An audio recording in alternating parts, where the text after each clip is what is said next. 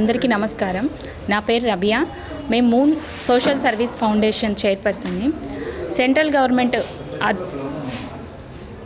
యొక్క సపోర్ట్తో SC, ST, EWS ఉమెన్స్కి నేషనల్ ఇన్ఫర్మేషన్ టెక్నాలజీ వాళ్ళ సహకారంతో సాఫ్ట్వేర్ కోర్సులు అందించబడును.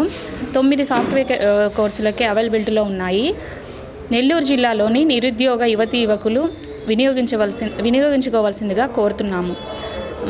ఈ యొక్క శిక్షణ కేంద్రం యొక్క address Madras bus stand, hotel Abhiram వెనక బిల్డింగ్, సికిందర్ కేఫ్ మిద్దె పైన.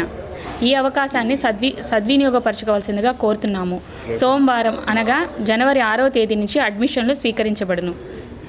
మూన్ సోషల్ సర్వీస్ ఫౌండేషన్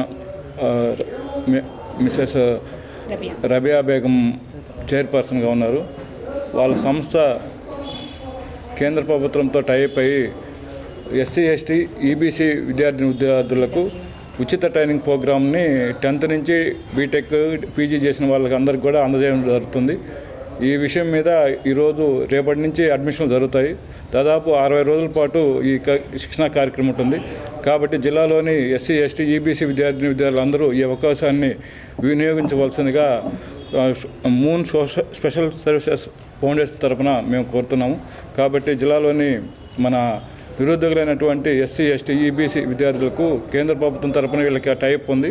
ఆ టైప్ ప్రకారం వీళ్ళు 60 days ప్రోగ్రామ్ని అందజేస్తున్నారు. కాబట్టి ఈ అవకాశాన్ని సద్వినియోగం చేయాల్సిందిగా కోరుతున్నాం. యువకులకు ఎస్సీ, ఎస్టీ, ఈడబ్ల్యూ విద్యార్థినులకు ఎవరైతే చదువుకొని 10th, ఇంటర్, డిగ్రీతో ఆపేసిన వాళ్ళకి ఒక మంచి అవకాశం. మన నెల్లూరు జిల్లాలోనే ప్రథమంగా ఈ ఉచిత కంప్యూటర్ కోర్సులు అనేది నేర్పిస్తున్నాం. ఎందుకంటే నేటి తరంలో కంప్యూటర్ కోర్సులకి ప్రాధాన్యత ఎక్కువ ఉంది.